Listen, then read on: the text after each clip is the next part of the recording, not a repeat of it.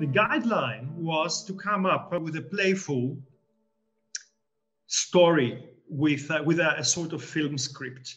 What we wanted to do there to provide is to provide a productive irritation, a sort of food for thought about developments that always impact in the future. I mean, our set horizon has been 2030, but in order to be able to contain them, I mean, if the development is negative, then you should do something now in order to avert that development materialize. And if the development is positive, the envisioned development is positive, then you should something right now in order to enable it. So this has been the major motivation behind that. And mostly to clarify some really difficult trade-offs. I mean, as we say, usually you cannot have everything at the same time. A development and also policies do some good, but also they have some negative effects themselves. These are called the second-order side effects. And this has been the major guideline given to all authors. Now, Valentin, who will sketch out some major lines of his story, will showcase how he came. He will showcase those dimensions of the story that appeared crucial for him in terms of policy making, policy design, and policy implementation. After that, we have really the privilege of some very experienced and experts and practitioners to join the discussion and deliver statements and their assessment of where we're going with regard to Internet of Things and smart cities and cybersecurity with regard to democracy and human rights. I welcome Valentin. And the floor is yours, Valentin. So I think I just want to start with a short story from last week, right, where we saw that a major Chinese database was compromised or and the data there is now being offered on the deep web to the highest bidder. So, and that's data actually from that was collected initially probably by the Shanghai police, private companies, and so on there, and is now being sold online. So you can see already that there is a lot of insecurity in smart cities, and it's probably one of the largest leaks of personally identifiable data in history. It contains everything from medical data to national ID, and it's really also the amount is staggering. And we can also imagine that there's other if there's Chinese companies that export abroad, these public security tools, some of the similar databases might be also at risk. So we can really see a spillover effect of those cybersecurity threats. And that's also how we sketched it out in the DGAP memo, right? So everything is kind of interconnected because companies offer their services, their smart city services in different countries, right? So they are also part of that vulnerable landscape. And also, as we've laid out in the memo, is that with smart cities, there's a stronger integration of the digital and the physical world. And so safety really becomes a concern. If the smart, bus fleet malfunctions, that's a safety concern. At the same time, things become so complex. There's so many Internet of Things devices that its accidents will probably become commonplace in the future, right? In 2030, or even closer to now, accidents will become normal. But also malicious cyber disruptions will probably become more normalized in the everyday. And it's going to be even harder to tell whether something was an accident or whether it was a cyber operation that was behind a disruption. So we'll see more of a blurring between the security and safety incidents. And one underlying cause that I want to just highlight here that I've highlighted in the memo is also what drives insecurity. Well, in China, that's the prioritization of surveillance over cybersecurity. And globally, there's also a prioritization of sometimes of espionage over security concerns. So countries built in backdoors for surveillance purposes, but also for espionage purposes. So as we know, there's systems are being built with security by design, and they're also being built, as we see, with insecurity in mind. So, of course, there's many other reasons why today's smart cities are insecure, and I'm sure the speakers will address some of them. So I just wanted to highlight this feature, but I'm really looking forward to the discussion ahead and to delving more deeply into the topic in the following 45 minutes. I should invite Laura to pick up on some of the issues that Valentin mentioned, but also expand to some other really critical issues that, as you have long recognized in your interventions, in your public interventions, and also in your scholarly work. The floor is yours, Laura. Dankeschön. Guten Morgen und guten Tag. I would like to pick up. I appreciate what Valentin said very much, and I would like to pick up on what's happening in technology policy more broadly. You've probably noticed that most policy concerns involve things mediated through a computer screen or a phone screen and involve human communication. So it's usually about content, whether that's disinformation or hate speech or things that are happening in social media, or whether it's the misuse of personal information or algorithmic bias. And these are critical issues. But what I want to suggest is that this human screen-based lens misses an area of policy that is of critical concern for humanity. And that's just recognizing the transformation of our digital ecosystem. And one way to say it is that the internet is no longer a communication network, or no longer merely a communication network that connects people and content. It's a control network in which more things already are connected than people, and in which conflicts over this infrastructure connecting things has become a proxy for political power. So while most of the world focuses on issues around human content and communication, what I appreciate about this discussion today is that the far more consequential issue for humanity is that the internet is now embedded directly into the physical world, including food systems, environmental sensors, water systems, and even the body. The body is part of the digital object space. If you think about the telemedicine and device like cardiac devices, insulin pumps, and the things that are on and around the body. So whether you call this smart cities or the Internet of Things or the cyber physical world, it's no longer possible, as Valentin said so well, to separate the digital and the physical world. So this means that attacks are no longer about stealing personal data or affecting privacy rights. It's privacy on steroids, actually, but it's also about things like the ability to disrupt our food supply. So this is the internet and everything. And so that's really, let me just say, I'll make 3 points. The first point is that as the internet leaps from two-dimensional screens to diffusing into the actual physical world around us, so must technology policy leap from 2D to 3D. The second point I'd like to make is about the rising global stakes of this transformation. I think everyone understands the benefits for humanity and for human health, for industrial innovations, for the ability to detect oil pipeline leaks and deliver water and energy systems and have a transportation system that works for all and making this efficient. Everyone understands that. But the technological transformation creates very complicated societal questions, and they are global. They're global questions because what happens locally has cascading effects globally.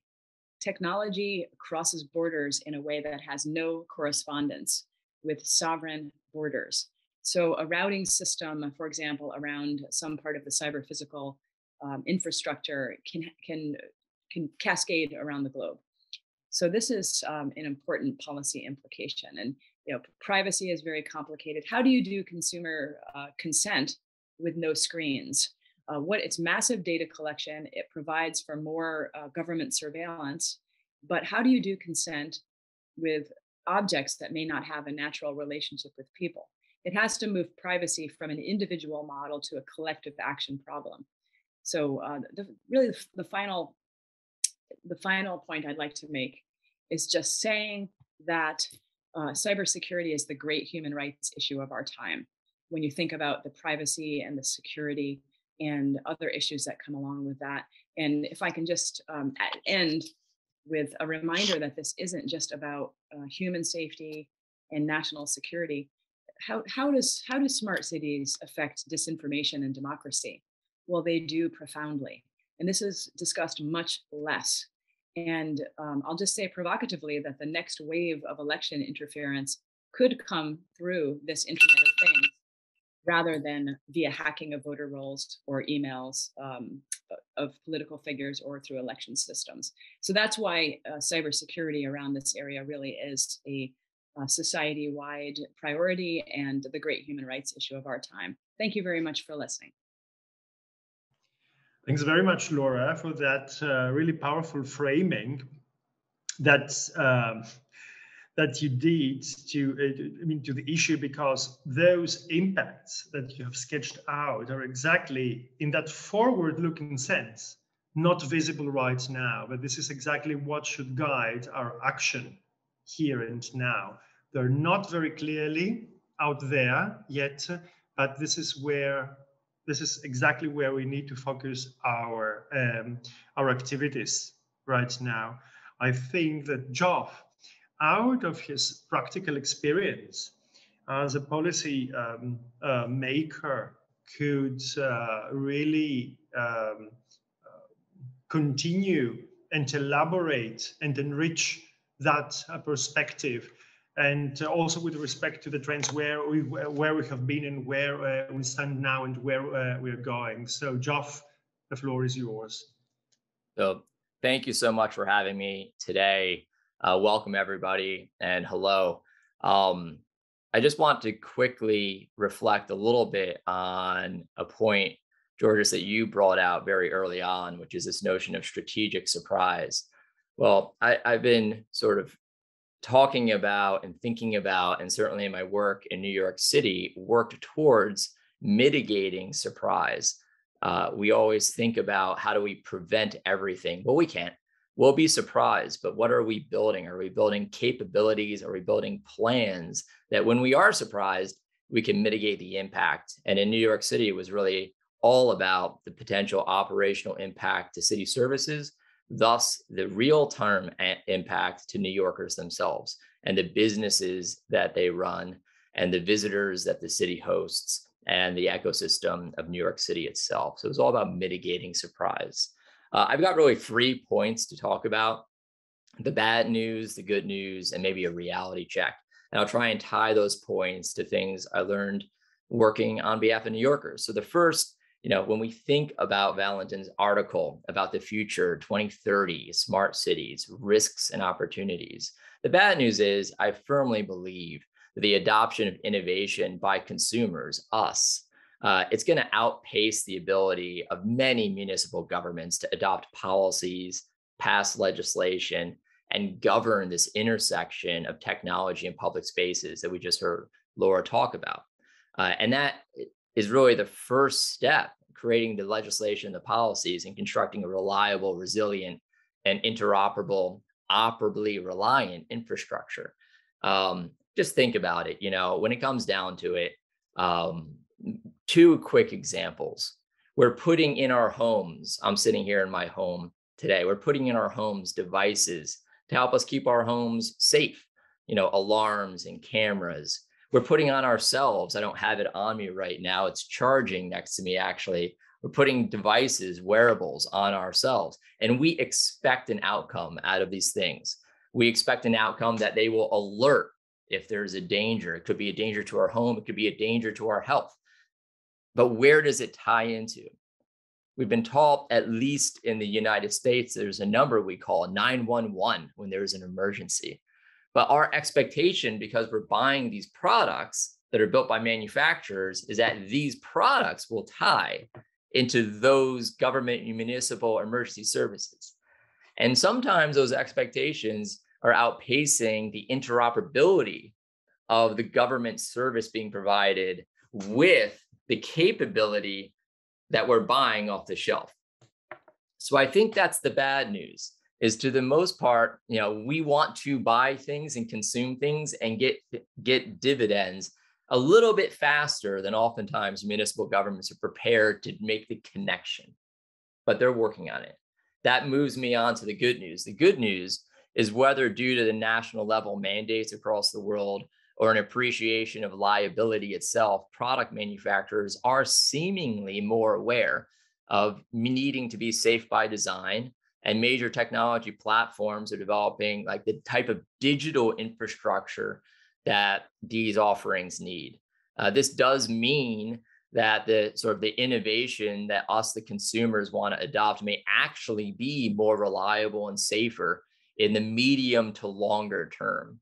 An example of this, I think, might be in transportation. Certainly, as we expect our cars to do more of the driving on behalf of us, the passengers, maybe not the drivers, auto manufacturers are very aware of this, and thus trying to build systems to account for it.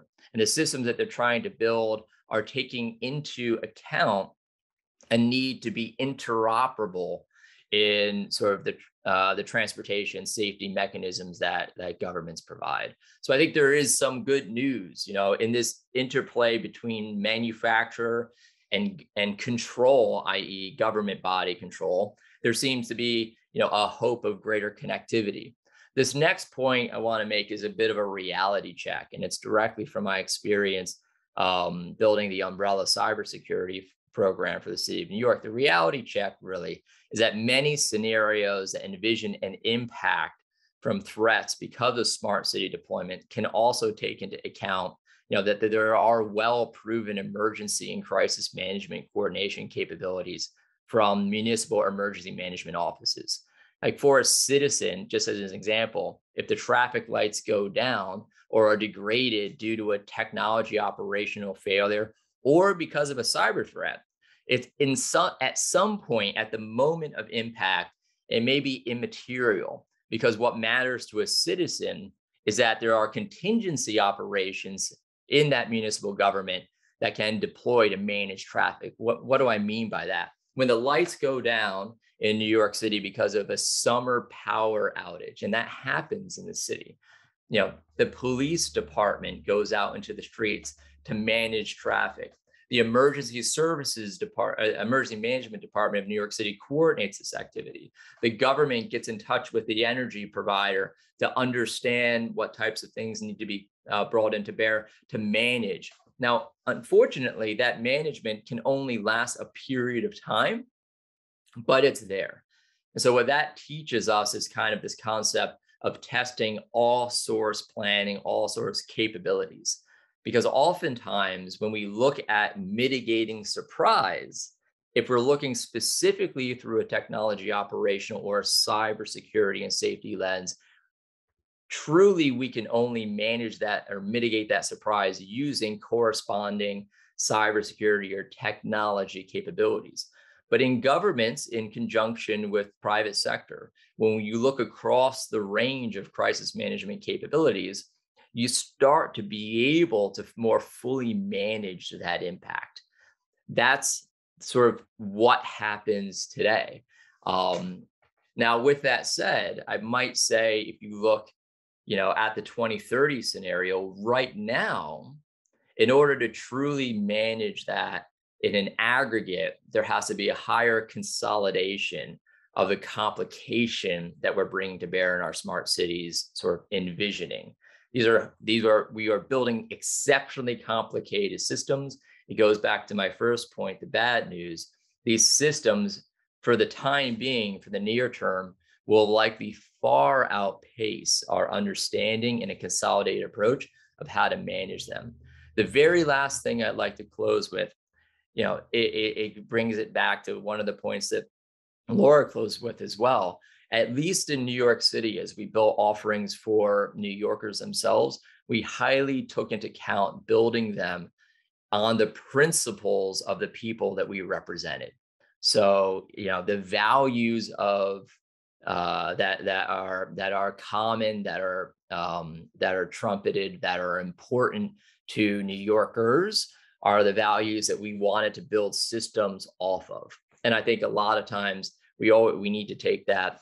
I'm no longer a government representative. I'm no longer a public servant. I work in the private sector now, but certainly in any government role, making sure that the systems are built from a principles of the people perspective is incredibly important.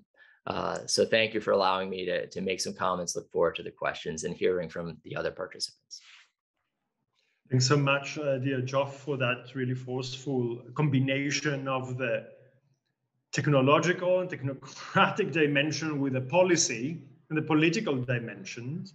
And I'm particularly glad that you mentioned that strategic perspective, because this holds many people awake at night of how to keep pace exactly with such developments, not with technologies only, but mostly with technology applications, which you have innovation, which is something very good on the one side, so that we do not sound, only very, very negative about that. I mean, all those innovations are really welcome, but they have at the same time this downside. And the role of policy and policymakers and legislators, but also the executives, is exactly to maximize the benefits while reducing those negative side effects. And this is exactly a policy challenge that probably we will deal with during the discussion, how to make policies and regulatory frameworks future-proof. That is, that they're not obsolete next year or after 1 year and a half. This is a challenge. This is a pacing problem, as you have correctly identified, in order not to turn capabilities into vulnerabilities. This is a very hard thing to strike. But I think you opened wonderfully the floor for René, who leads from the side of standardization, the Smart Cities Forum. This is exactly the coming together of technology developers with city authorities in order to agree on norms and standards. And I think this could exemplify now through the mouth of René, some of the stuff that have been touched upon both by Laura and by you. So René, the floor is yours. Thank you, Georgios, for again for being able to present my opinion here. And I have prepared a presentation, but now I've heard the two statements of the two others. I would like really to respond to them first, because I think it's quite important. And Laura, you said like about this internet is not only anymore a communication channel. I just saw yesterday in one big online journal of Germany that the county of Hessen in the center of Germany will now do a pilot project on a new subject. It's called the digital world, and it will give information about how what is about influencer, what is that, what about data protection, what about criminal law. And I think it's something like, I feel like, okay, 2022, and we're really talking about that this will come in as a subject in school. I thought it would. I'm a bit older, as we all. I thought it's already in place. So something I think there's also some kind of issue that I think it's we have to work for, and also like we need to have the society prepared. And it's good to know that we are some experts in resilience and so on. We have seen last year in the flooding in Central Europe that have been a lot of incidents and a lot of death people, unfortunately. And I think what we haven't done what was not good is not reacting early enough. And this was one of the cases maybe standards would have been supporting in order to exchange lessons learned from other accidents which have been taking place before. And the other subject of Geoff, and he said about the blackouts in New York City. And I remember in the early beginning of my research work, I was in Barcelona once, and I was really surprised that in 2007 there was one electric outage in Germany, and it was affecting until Barcelona. So the city of Barcelona then decided actually to change their way of critical infrastructure behavior. So they said it's not possible that another country, we are depending so much on another country, and we are then not having our electricity here. So they really did with something that's called City Protocol, where they did a lot of work with their critical infrastructure providers, and they went in a direction towards to become more resilient. And this was my first attempts, I would say, with cities they're becoming more resilient. And I think it's something important to mention this, because I would say that standardization is not about the word standardization. Standardization is about bringing a solution, existing solution or approach process into the community. And I'm not developing any standard. I'm only doing the administration for this. And that's the reason why I'm also administrating the Smart City Standards Forum, where I bring, as Georgios said correctly, the stakeholders together. And you may allow me, I have maybe 2 minutes more time to just show my 2-3 slides to see or to present what I have also in mind there. I hope you can see it now. I think I have to make it big, the screen. Does it work for you now, or should I make it the application, or maybe like this and work? Okay, great. I see somehow a gap in. Oh, I got lost again. Sorry. Should I do it again? Somebody? No, it works. Does it work? Yeah. Okay. So state-of-the-art awareness. I think it's for when I talk about smart cities, always about we want to try to be a smart and resilient city, but we don't use always the respective tools and considering different views. So actually, what is a smart city? I've been once in Bucharest, and they said to me they just want to know when the bus is coming. So who decides what a smart city is? Who decides? Is it a policy or is it citizens? Who is it? And also important, how actually to replicate good smart city practices of one or to another city. And actually, who knows standards which are existing on the world? I have put here some examples of on German level and European and international level, and I want to see who knows them. But then we have another issue. We have in Germany, we have currently a smart city big funding program of more than 800 million euros, and each city by itself now is trying to implement its own data platform. And we know it, if they're not aware on how to do it, there are of course a lack of cyber risk, no? And I think it's a really big issue. And one of this issue, what we have said in the beginning of this project, is why not having a reference to one standard? For example, this DIN specification 91357, which is describing how a data platform should be uptaken or established, so that they all going in the same direction. But now it's everybody doing its own way. So it's really important not only to see it in city level, because the city by itself cannot be smart or resilient without the neighbor cities and without considering the citizens and so on. So what I also recognized in the last years, like when I started working, this most promotion for standardization in research was in security codes and also on national level. Then it shifted a bit until last year's because standardization was part of this work program of Horizon 2020, but also Horizon Europe. So the majority of the projects we had, DIN actually now shifted a bit more to the European level. But in principle, of course, we have a non-profit organization who would like to support our association members. So it would be good actually to have standardization as an integral part of research projects similar to discrimination exploitation, because actually we are doing the same and also a bit more. And would be also good then have an equal amount of research projects. So having an outlook to 2030 in this regard. And my final slide on this is going to the question actually of this memo as well. What if smart cities encourage stupid risk? Well, I have put these 3 things together. It's always important, really important, take into account the specific needs of the city and not from another city, because every city is genius. Then collaboration, working together towards common goals is a really important subject. And we know that cities are working sometimes in silos, which is often an issue. And then not always talking about digitalization, but also implementing existing solutions. Now we have, for example, Hampe Lamppost as one existing solution, a standard on it, and we just need to implement it and to showcase. And that's standardization can contribute here. And we have different kinds of doing so. We're doing some workshops in this regard to gather this information and to spread the word together with experts from the cities. We have our Smart City Standards Forum, where we are like linking our activities to European international level, not only to think on only national wise. And then also we have developed a set of standards which you can find to use the existing solutions on a specific point. And in principle, what I just want to summarize is that the effective use of resources and the avoiding of silos in smart city or in smart city research and activities is really important. That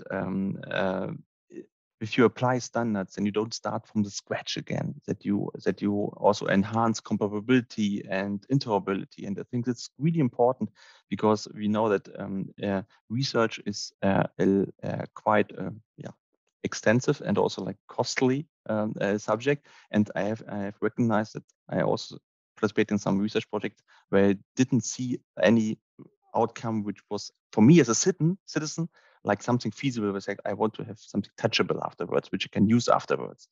And I think standardization can foster the projects actually to deliver something which can be used afterwards directly, because we know that standards by their definition and their use is something which organizations can easier apply instead of a 300-page publication of research results. And I think sometimes maybe the cities are still not aware of these, and I think we need support them there. Thanks a lot. Thanks a lot.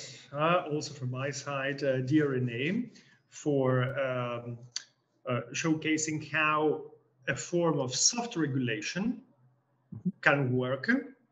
It will not solve all problems, but at least this is exactly a modality of multi-stakeholder collaboration to provide those half-binding norms. And I'm saying that half-binding because legislation works along compliance. You have enforcement mechanisms, standards. Standardization works along conformity. It is a voluntary conformity, but still it can be really forceful. And indeed, interoperability, when it is shared by businesses and manufacturers, is somehow something very basic. I mean, all we have, from the size of the papers to whatever, I mean, can work because of agreed and held upon standards. At the same time, I think you raised some issues that also Laura and Geoff have raised, and also already that they are in Valentin's piece. I mean, what is smartness after all? When we have a lot of negative disruption, can we talk of smartness any longer? And what is crisis management and emergency response as soon as we view internet, I mean, that sort of cyber layer as a critical infrastructure that has been voiced also by Geoff. Now, I would like now to invite all participants to pose questions or comments. I mean, you can do it in the chat, but I would invite you to turn on your cameras and pose the question. And I would be keen to collect, I mean, you may raise your virtual hand and take the floor, and I would collect 2 or 3 questions and give it to the 4 speakers. So the floor is yours. If someone would like to pose a question, otherwise I would invite Valentin to comment on 1 or 2 things that he picked. Sure. Yeah. I think 2 things that come to mind. It's sometimes that there may be some issues that have not get been raised too much is the who is responsible for certain things. I think cities often fall through the cracks. International diplomats say it's not a thing that should be negotiated among states because it's a subnational thing, right? So they discuss other cybersecurity matters, but cities really fall through the cracks because it's a subnational matter. It's usually the Minister of Interior or someone which manages it. So I think that's one thing, who is responsible, for kind of that thing on a more global level, I think.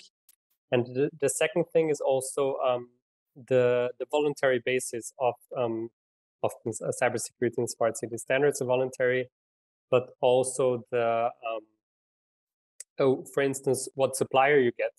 Often the federal government or the like in Germany, the Bund can't tell the cities what kind of equipment they should buy and what kind of security standards they should have, what kind of suppliers, or where they shouldn't buy from. So I think that's another thing that could be perhaps discussed in the coming minutes, right? And how that can be addressed. So a lot of it is voluntary, and a lot of it is perhaps difficult to establish cybersecurity because often things are not captured or the right entities are not responsible. So maybe we can talk about that, those different levels of governance, and if anyone has any thoughts on that from the speakers. I'm happy to jump right in on that if you like, at least on one of the two. So I'll take the first point you made when it comes to responsibility. Certainly it may be because it was the city of New York, but in the city of New York, the responsibility for managing the risk that a New Yorker might feel is, of course, the responsibility of all public servants, but the accountability certainly is the mayor's. And, I think that was very clear. Now, the corresponding obligation that at least when I served in the city of New York, it was 2016 to the end of the Mayor de Blasio's administration. And it was very clear that Mayor de Blasio had the perspective that he owned that risk. And the person that was his accountable officer on that risk was me as the head of the cyber defense. That was really important that he provided that direct support, because it allowed us to then go to this other piece, which you brought up, and I'll pause on to allow another co-panelist to comment, which is allow the city's government to start to consolidate our approach, as opposed to taking a federated agency by agency, service by service approach across the entire sort of disparate ecosystem.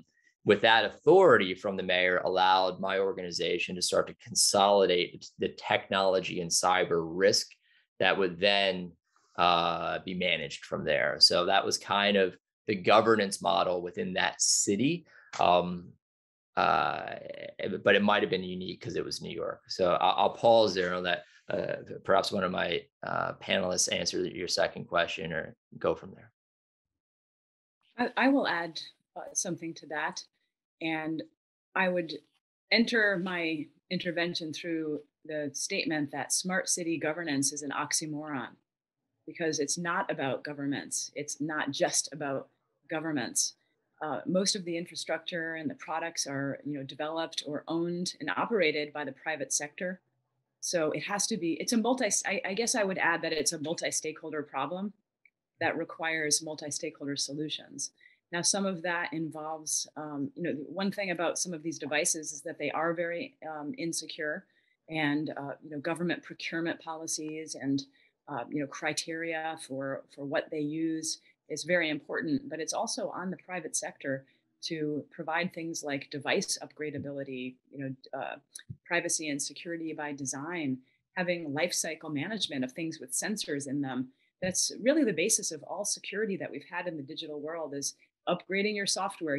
That you get notifications every day about upgrading software.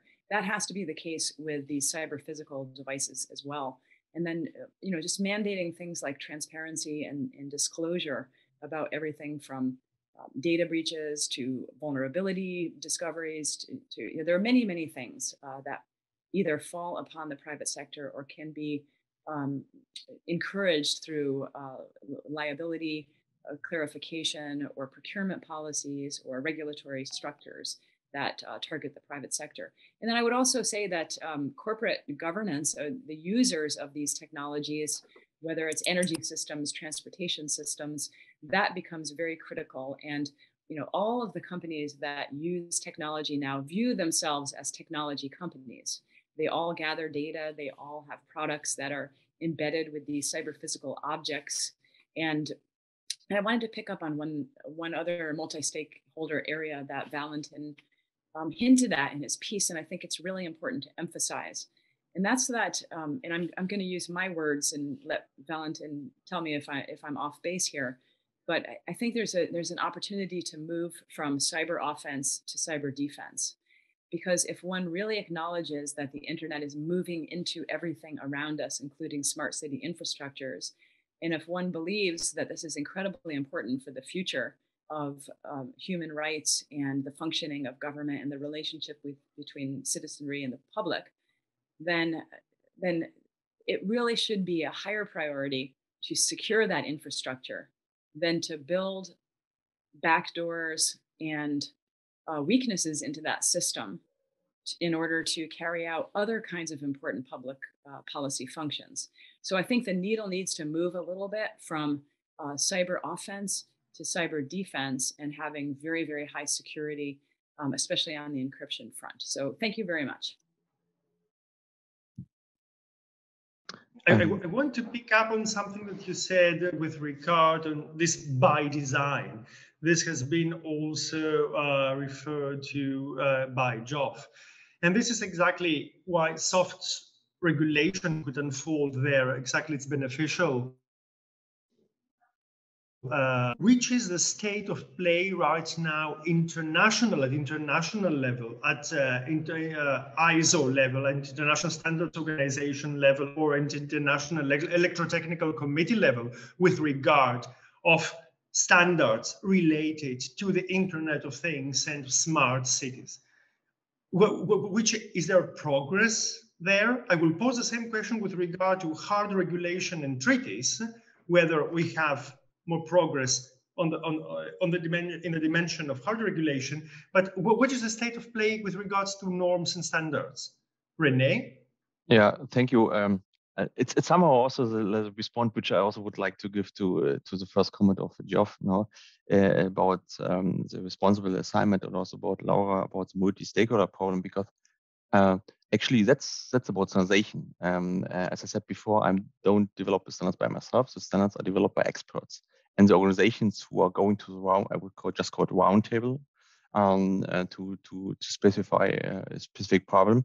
These are the ones who are like then developing the content. And I think that's the reason why it's really important to have the variety of stakeholders which are affected on the topic of cybersecurity and smart cities are involved in this. But we have one issue, at least in Germany, is that for example, the political support, for example, for cities to support standardization is quite difficult because of this, of the governance and so on. And also budget, it's a bit difficult. So really need to ensure that the stakeholders are always on board and really can contribute to this important aspect. As I said, like standards in the end are like a state of the art piece, and it's always enhancing. So it's not like a tool which you have once and it's not never enhancing. And of course, there are a lot of standards on Internet of Things, on cybersecurity, and so on. But the issue is always who is also using the standards. Are the people aware of it? And are the people aware actually that they can also influence the standards? I think most of people don't know it, that they can comment on draft standards and so on, which is an incredible important point, because you are, in the end, you are applying something which you have not contributed to.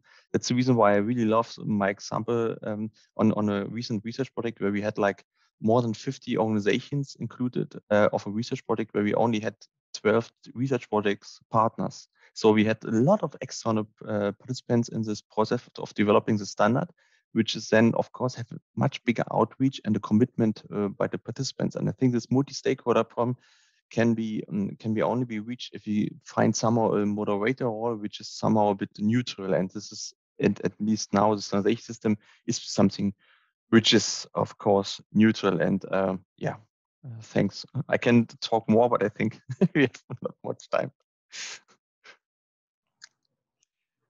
Thanks a lot. I mean, you have said the magic word commitment. I mean, this is always key to implementation. I mean, you have a design, you have a regulatory framework, but how do you proceed to a successful delivery of that? You need really commitment of stakeholders. So who would really contribute to that commitment? Geoff? I do note that we do have an additional question, but I'll say yes. I will take it. Okay. To your question, I think to a certain extent it reflects the other pieces from the other co-panelists. It is multi-stakeholder. I think though in a multi-stakeholder game, the roles and responsibilities are critical. I always say that it is a government responsibility to lead, thus saying we need to go in this direction, a safer, more resilient, more secure, and here's the framing. And it's the private sector's responsibility to innovate along those lines. So I think to a certain extent, it is multi-stakeholder. I think you do, though, have to make sure that you're not mixing sort of the roles they're in. That I think that can lead to a better outcome, respecting private-public partnerships. Thanks a lot. And I will be very glad to welcome the question by Anja Liebert, who is a parliamentarian. So, Ms. Liebert, dear Anja, the floor is yours. So thank you very much. I wanted to write my question in the chat, but it was like a German autocorrection, so it looked. But that's to smart solutions in this way. Yes. So I'm from Wuppertal, to Mr. Lindner, maybe part of the smart cities in the program. And I'm a little bit concerned about the energy crisis, and I'm still member of a local, part of the local governance for our, I don't know how it's called, Stadtwerke. So they, with the infrastructure, with traffic, energy, water, etc. And at the moment, there's the discussion, what is the better way for the future? Go back to local and autonomous systems, or go to the global and international systems? And at the moment, some people say, well, it's better to stay local in our energy device and traffic, etc. And on the other side, I have another question. How can we involve people without experience with smart solutions? Elderly people or people who are poor and don't have devices for all that, because we have some parts in the governance in the local areas. They say something like, okay, you can have your driving license. You don't have to go to the town. You just do it online. But the people don't have the devices, or they are not able because they need an identity card with a special application, and they don't have it. So we have to care that all the people can be part of the smart solutions, and we need places where people can use all the governance devices without having all the things at home. And I think at the moment we don't have a solution for that. And that's my point to that. Thank you very much. Thanks very, very much for those two really crucial questions. I mean, the first I interpret it as a question for engineers, and we have some on board. I mean, is it better to have internationally interconnected systems? This is complex systems with emergent effects, but also with internationally cascading effects. And this is really a challenge for crisis and emergency management. This has been really said very clearly, both by Laura and by Geoff. Which would be your reaction there? And the second part of the second question has been with regard to usability and benefit, so to speak. So please, your reactions, and I think this should be also the final round before we close. I should invite Laura to take the floor first. Thank you very much. And thank you again for inviting me to this interesting discussion. I really appreciate it. I wish we were in person, but this is very enjoyable. And that last point is an incredibly critical one and a great topic to end on. Because on one hand, the idea of keeping things local, and not only local, but also keeping things within their respective topical area is a very critical cybersecurity concept.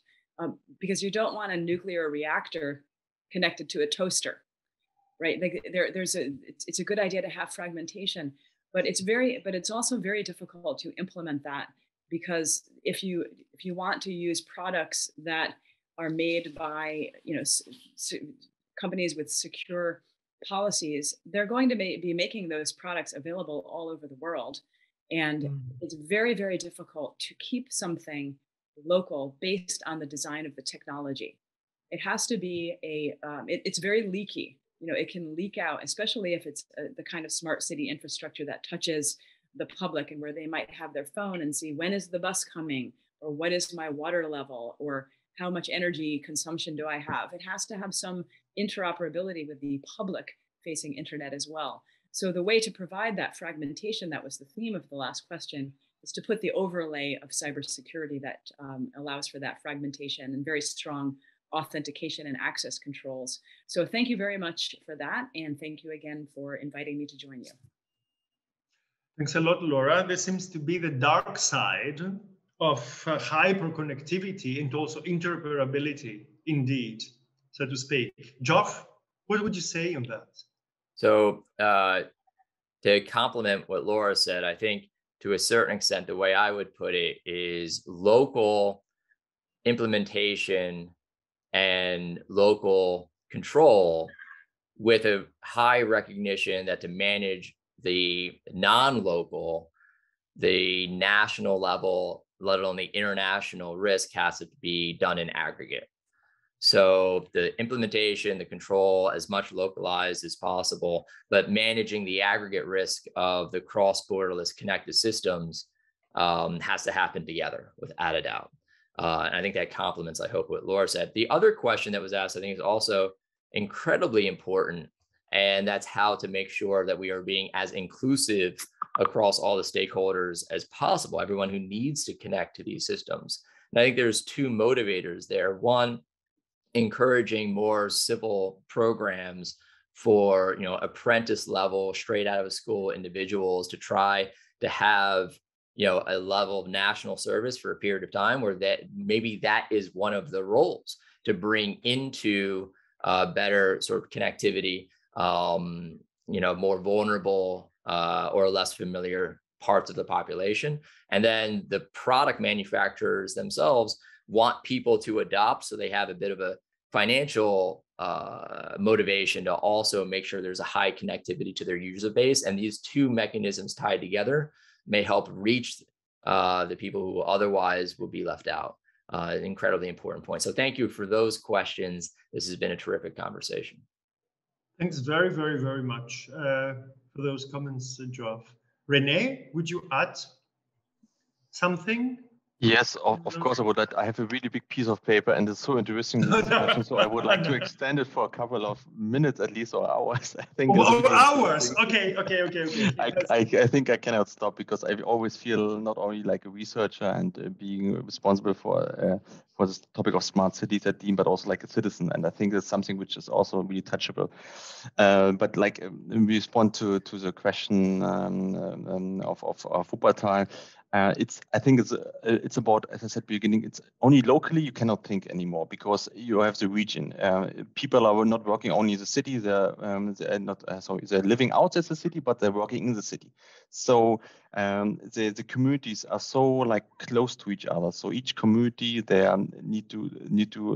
don't stop at the border. No, it's like if you have an electricity outage in one community, then maybe another community or city is also like depending on this outage. So I think it's really critical to have some certain kind of local like dependency. It also which gives you some flexibility, because if you have some local sources for your for your electricity and so on, or water, it's much better than depending too much on others. But on the other hand, we are one global system. We are networked, so we need to be connected. And this is something which is like maybe also the second point is about the access to smart solutions. And I thought somehow, like, I had only the idea, it should be great actually to have something like a telephone, similar to like an internet like subject. So if you go to elderly people, they just have one like an device, like could be a tablet or whatever, so you can directly access without having the issue to search for something and so on, which is actually the case if you look to EOS and so on. There are like a lot of places where you just tell something that gets information without using really the computer by itself. So, but I think this is a kind of access points for like vulnerable people. We do have to work on this surely, and I think even if I think in our children will be much more aware of what is happening with the digital world as we doing, but they also have too much influence of what is happening, too much cannot digest it anymore. And this is something which I think is also really an issue. And the issue is also like if you have too many information available, which you also don't use it, is also an issue for cybersecurity. So we have to think what data we need, and if we need it, we need to progress the data in order to use it to advance our lives and so on, and to be like having a safer and a more secure world, of course, as well. And of course, thank you for the invitation.